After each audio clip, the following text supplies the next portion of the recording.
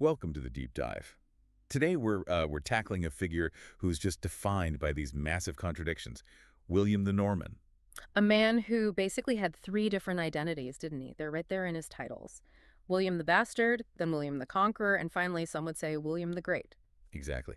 And that progression, Right. that tells the whole story of this incredible, almost unbelievable journey from, despised kid to one of the most powerful rulers in Europe. It really does. And that's our mission for this deep dive. We almost always start William's story in 1066, Hastings, the invasion. But we're going to set that aside for now, Mostly. mostly. We're going back to Normandy, back to this period of just relentless violence and chaos that was really his political apprenticeship, his training ground. I think that's the perfect way to put it. His conquest of England. That wasn't his first conquest, not by a long shot. He had to conquer his own homeland first. That was his special school. And the sources we have, they just paint this brutal picture of his youth, the wars he had to fight just to call himself Duke. Right. And you can see how all that cold, calculating maneuvering, that ruthlessness, Yeah. it was all forged right there. It was a direct result. I mean, his success in England, the way he centralized power there, it came from him having to overcome these just crippling disadvantages right from the start. Because the legacy of the Norman conquest is so unique, isn't it? One source we looked at said the Norman influence was silently and peacefully lost to the greater mass of the English people. Okay. But at the same time, it left these indelible signs of his presence. Yeah. And that all comes down to the character of this one man, a character that was hammered into shape in the anarchy of his youth. You have to understand the boy to understand the king. Absolutely. His survival is the foundation of everything that came after. Okay, so let's start at the very beginning with what the sources call the stain of birth. William was born around 1027, maybe 1028 in Falaise, and his parentage gave him that nickname that followed him his whole life, the Bastard. Right. His father was Robert the Serf, Duke of Normandy. His mother, Herleva, sometimes called Arletta, was the daughter of a man named Fulbert, a tanner. That's a commoner. A commoner.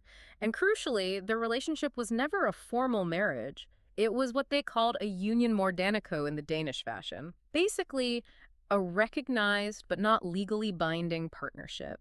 And that fact, that simple fact, cast this huge shadow over William's entire claim to the duchy. In a world where everything land, titles, power is passed down through these rigid lines of legitimacy, that's more than just a social embarrassment. It's a fundamental political weakness. It's a massive handicap. Now, illegitimate succession, it wasn't unheard of. It was sometimes tolerated if the bloodline was strong. We'd rather have the Duke's son, even a bastard, than some distant unknown cousin, right? Yeah, it was the argument, yes. The idea of the kingliness of the stock. But it was never, ever uncontested. It was a vulnerability that his enemies could and did use against him over and over again. And you can see how that would forge a certain kind of person. Someone incredibly ruthless. And paranoid, yeah. Before we get into the chaos of his childhood, let's just sketch out the man himself, what he looked like. The sources give us a pretty clear picture. They do. He wasn't especially tall, sort of average height, but he was incredibly robust, thick-set, powerful, with exceptional physical strength. He's described as a total out-of-doors man, Yeah. a hunter, a soldier. That was his entire life. So a physical presence. Huge physical presence. He also had this rough, deep bass voice, and he was known as a good speaker, very direct. Psychologically, the picture is of someone fiercely intelligent, determined, but also deeply despotic. A man to be feared. Definitely feared, but also respected, even by his enemies. And you have to believe that all of those traits were sharpened, if not created, by the fire he was thrown into as a child. And that fire really gets lit in 1035. William's only about 7 years old. And his father, Duke Robert, makes this frankly bizarre decision. He decides to go on a pilgrimage to Jerusalem. Against, as the sources explicitly state, the wise counsel of his barons. They begged him not to go. They told him, stay home, get married properly, have legitimate heirs. It was politically suicidal. But he goes anyway. And before he leaves, he makes all his barons swear an oath of allegiance to his 7-year-old illegitimate son, William, as his successor. Just in case. He was hedging his bets, but it was a desperate move. And of course, it's the move that triggers everything. Robert dies on the return journey. So suddenly, William, this 7-year-old kid with a massive question mark over his legitimacy, is Duke of Normandy. And the duchy just explodes. I mean, the sources are completely unanimous on this. It plunges Normandy into 15 years of absolute, total anarchy. So the nobles, they accepted the succession on paper, but in reality, In reality, they hated it. They hated the idea of a strong central ducal power. The child duke, William, represented law and order, and that was the last thing they wanted. They wanted the freedom to wage their own private wars, build their own castles, and seize their neighbors' land. so the first dozen years of his reign are just a blur of revolts, conspiracies, and assassinations. Especially assassinations. The murders were constant, and they were targeted at anyone who tried to protect the young duke. The court must have been a terrifying place for a child. Just perpetual deadly paranoia. The sources talk about his deadly schooling, which is a chilling phrase. And it was. It was a revolving door of guardians. His seneschal, Osborne, was murdered. Gilbert, the Count of Eu, another kinsman acting as a guardian, was murdered. They even brought in a foreign prince, Alan of Brittany, to try and stabilize things. And he was poisoned. He was poisoned. Can you imagine being a child and the most powerful men in your life, the ones tasked with protecting you, are just being picked off one by one? It's hard to even comprehend. That level of instability would permanently scar anyone. It absolutely had to. And the political lessons he was learning were, well, they were incredibly cynical. There's this one story that just sums up the whole era. Okay. So William needs a new guardian, another protector, and he takes advice to appoint a man named Ralph of Wasey. And the twist is? The twist is that Ralph of Wasey was one of the men who had murdered his previous guardians. Wait, what? He appointed one of the known killers to be his protector. Yes. How does that even work? That sounds like a death sentence. Didn't that just create this culture of absolute terror and suspicion? It did, but it tells you everything about the bizarre moral landscape of the time. The sources suggest that Ralph, the murderer, actually did a faithful job protecting William. Why? Because William learned a crucial lesson. He learned that some men might have no problem with, general moral obligation, like not murdering people. But those same men might have an incredibly strict code of personal honor tied to a specific oath sworn directly to a lord. So loyalty was completely transactional. It wasn't about right and wrong. It was about who you swore a personal oath to. Precisely. It had to be bought or bound by a specific vow, even from the most ruthless people imaginable. That lonely and troubled childhood was the crucible. He was, as one writer put it, forced to play the man while he was still a child. It taught him how to survive, how to read people, and how to deal with men who would just as soon kill you as look at you. Exactly. The paranoia that later fueled the Domesday Book and his entire administrative state in England. It was born right there, in a Norman court full of assassins. So William finally comes of age. He's maybe 19, and the sources say his real reign now begins. Okay. And the first thing he has to deal with is this massive existential threat, the Great Rebellion of Valles Dunes in 1047. Yeah, this was the point of no return. This wasn't just a few disgruntled barons. This was a full-scale attempt to dismantle the duchy. It was centered in the old Norman heartlands, the Bessin and the Cotentin. And their goal wasn't just to replace William. No, they wanted to partition Normandy, carve it up into little independent lordships for themselves, and they had the perfect frontman for it. His cousin, Guy of Burgundy. Right. And Guy's key advantage was his uncontested legitimacy. He wasn't a bastard. So for the rebels, he was a much more convenient and respectable figurehead. And they tried to grab William himself, didn't they? Yeah. At Valognes. They did. And that's where we get this amazing sort of cinematic story of his escape. He's warned just in time and has to ride headlong through the night completely alone to get to safety at Falaise. The town where he was born. He knew he'd be safe there. Knew he could find loyal men there. And once he was secure, he makes a really tough, controversial call. He decides to ask for outside help. He goes to his overlord, King Henry the Thirst of France. Which is fascinating because you'd think Henry would love to see Normandy tear itself apart. A weaker vassal is good for the king, isn't it? In the short term, yes. But Henry was playing the long game. This was a foundational moment in feudal politics. The idea was that the common interest of princes against rebellious vassals was more important than any short-term gain. He couldn't let rebellion succeed because it would set a terrible precedent for his own kingdom. Exactly. If William's barons can just overthrow him and break up the duchy, what's to stop Henry's barons from trying the same thing? So Henry marches into Normandy with a French army to support William. And the resulting battle, Valles Dunes, is described as this big tourney of horsemen on an open tableland, a decisive cavalry battle. Totally decisive. It secured William's authority once and for all, But there's this one anecdote from the battle that just perfectly captures that strange feudal code we were talking about. Okay. One of the lead rebels was a man named Ralph of Tessin, and he had sworn a very public, very personal oath that he would smite William wherever he found him. But during the battle, he has a change of heart. He does, but he's stuck because he's sworn this sacred oath. He can't break it. So what does he do? He rides up to William, fulfills the absolute letter of his vow by giving him a completely harmless, symbolic tap with his glove. He smites him with a glove. He smites him with his glove and then immediately switches sides, joins William's forces, and helps destroy his former allies. It's this bizarre little dance of technical honor and political reality. It shows what a complicated world William was navigating. Mm. These men were driven by personal reputation as much as anything else. For sure. And what William does after the victory is where you really see his strategic mind at work. He could have been brutal. But he wasn't. He was incredibly merciful. This was key. He knew he had to heal the duchy, not create more martyrs. Apart from one rebel who died in custody, no one was executed. The punishments were things like fines, taking hostages, but the most important one, the big one, was the destruction of the rebel castles.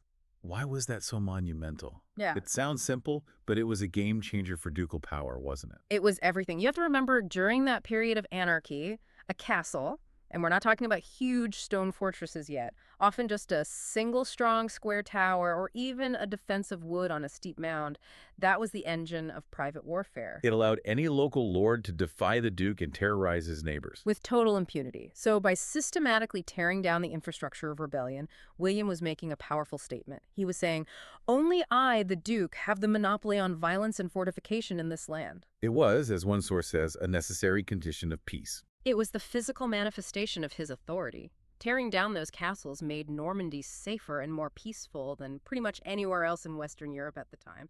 That was his first great conquest. And having secured his home turf, he immediately looks outward. He gets his first taste of foreign conquest pretty quickly, around 1048 or 49, in a war against Anjou over the border territory of Maine. Right, and this campaign is often called a rehearsal for the conquest of England. And it's during this rehearsal that we see the other side of William. The merciful victor of Valais Dunes just disappears, and this absolute personal fury explodes. It happens at the Siege of Alençon. It was a disloyal town on the border that had let an enemy Angevin garrison inside. And the townspeople there made the colossal mistake of mocking William's birth. A truly fatal miscalculation. They're up on the walls, jeering at him, and they start hanging out animal hides and skins, shouting, "Hides for the tanner!" A direct reference to his maternal grandfather. The most personal, cutting insult you could possibly level at him. It struck right at the core of his lifelong insecurity. You'd think a commander would just brush that off, but the sources say the opposite. Why was this so potent for him? Why such a departure from his usual calculated approach? Because it wasn't a political challenge, it was an existential one. Everything he had fought for since he was 7 was to overcome that stain of birth. And for these commoners to throw it in his face, it delegitimized him in his own mind. He reacted not as a duke, but as that insulted, powerless bastard child. He swore he'd deal with them like a tree whose branches are cut off with the pollarding knife. And the way he carried out that threat was, well, it was graphic. It cemented his reputation for terrifying ruthlessness. After his men stormed the town, William took 32 of the burghers who had taunted him. He had their hands and feet cut off and thrown over the walls into the castle keep. Wow. It was an act of calculated, extreme cruelty. And the sources specifically note it was a departure from his usual preference to spare than to smite. But it worked. The garrison inside the castle was so horrified they surrendered on the spot. It was a message, an unmistakable one. The message was, challenge my authority, I can be merciful. Challenge my identity, my very right to rule, and you will face a rage you cannot possibly imagine. That duality, political wisdom, and personal ferocity, that became his calling card. So by the mid-1050s, after he secured his borders and shown he could be both merciful and terrifying, William really consolidates his power. Normandy becomes, as the sources say, peaceful and flourishing. Remarkably so. I mean, it was probably the most orderly and stable state in Western Europe at that point. And how did he do that? What was his style of government? It was really defined by his own personal discipline. He practiced what were, for a prince of that time, pretty unusual virtues. He was strict about religion, he promoted learned churchmen, most famously the Italian scholar Lanfranc, and he kept a surprisingly moral household. He was particularly against the sin of simony, right? Yes, let's just quickly define that. Simony is the buying and selling of church offices. It was rampant at the time. And William wanted to stamp it out. He did. He wanted a clean, reformed church in Normandy, but, and this is a huge but, he also demanded its absolute subordination. The church was a tool of his ducal power. He reformed it, but he also controlled it, and he would not tolerate any interference, especially from the Pope. But his whole anti-corruption stance seems to have a pretty big blind spot, doesn't it, when it comes to his own family? Ah, yes. That's the core contradiction of William's rule. Political necessity always trumped moral consistency for him. So he grants the huge county of Mortain to his half-brother Robert. His loyal half-brother, yes. But even more blatantly, he appoints his other half-brother, Odo, as the Bishop of Bayeux.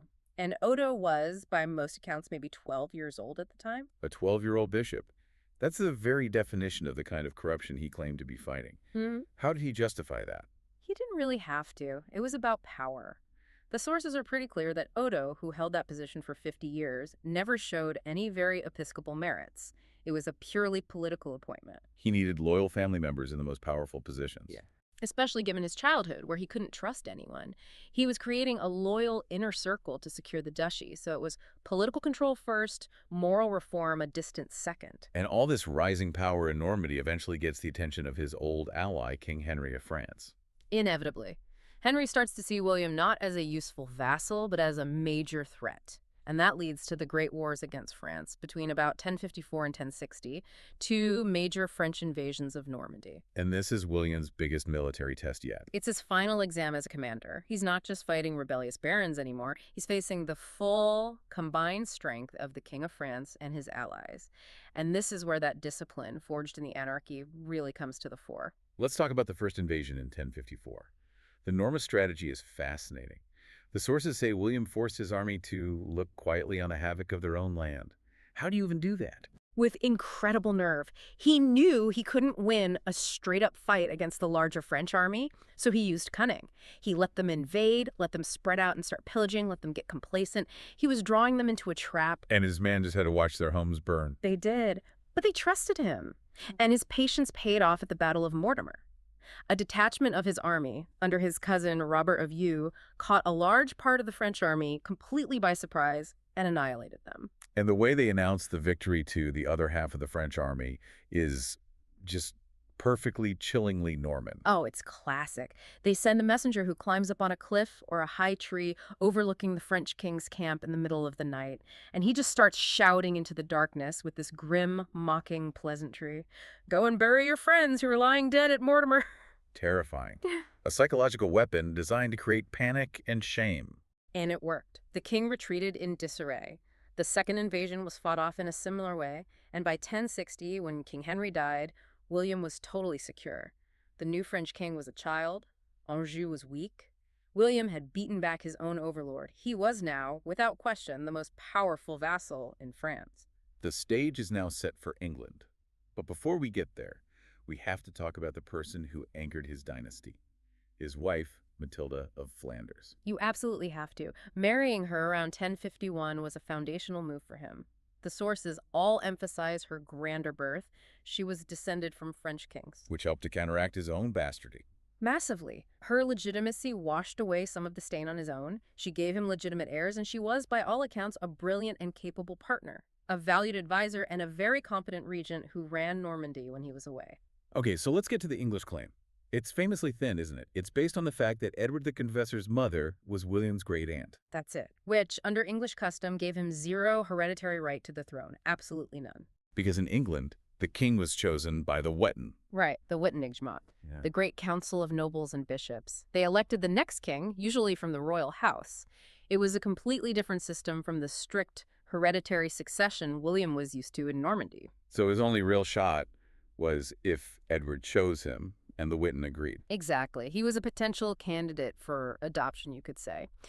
And this brings us to the key moment, the alleged promise. Sometime around 1051 or 52, William actually visited Edward in England. And Edward was surrounded by Norman advisors at the time. He was very pro-Norman. He was, and while we don't have a transcript of their conversation, it's widely believed that Edward did make some kind of promise of the succession to William then.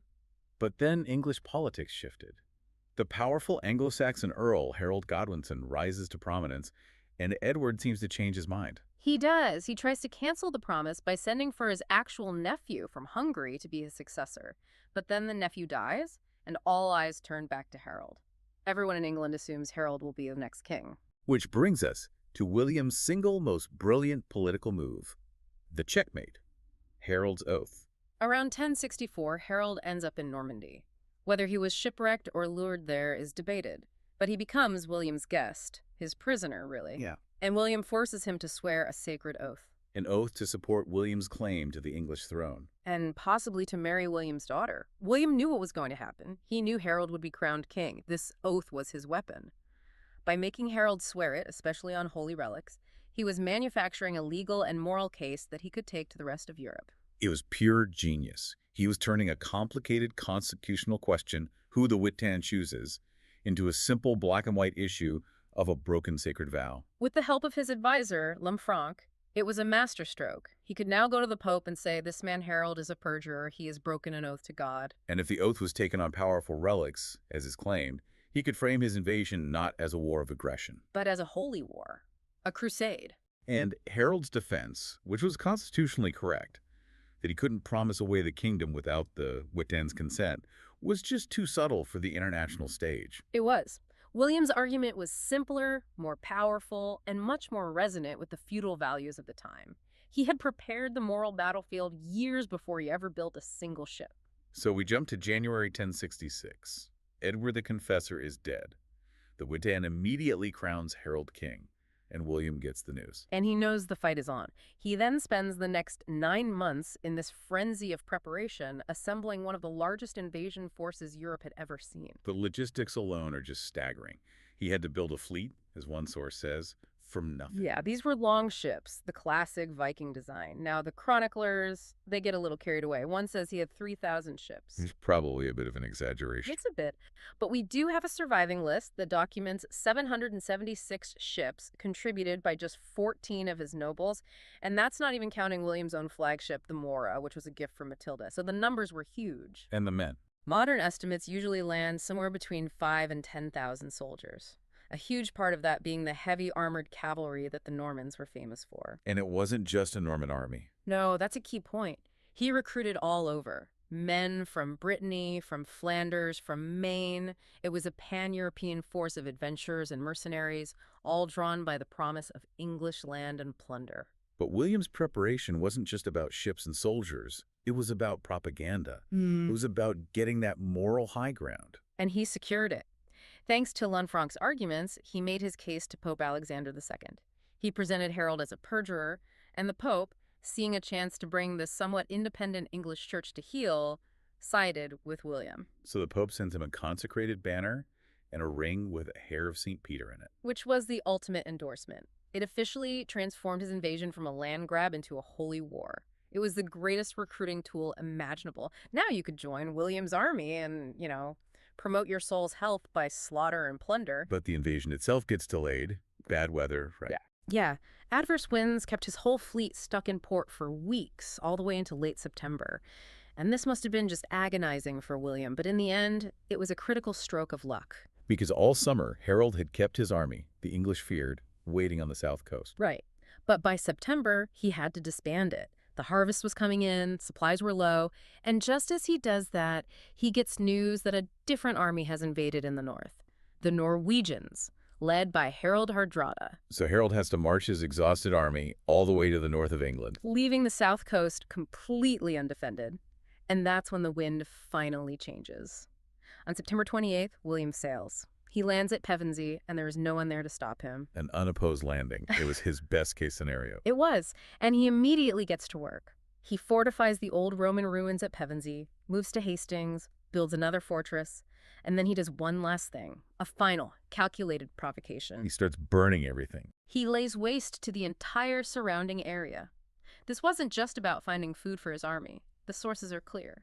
He was deliberately destroying the property of Harold's own earldom to enrage him. He was goading him, forcing his hand. Exactly. He needed Harold to abandon any defensive plans, rush south with his tired troops, and fight him immediately on ground of William's choosing. that final act of calculated destruction. It's the signature move of the strategist who was forged in the chaos of Normandy. And Harold takes the bait.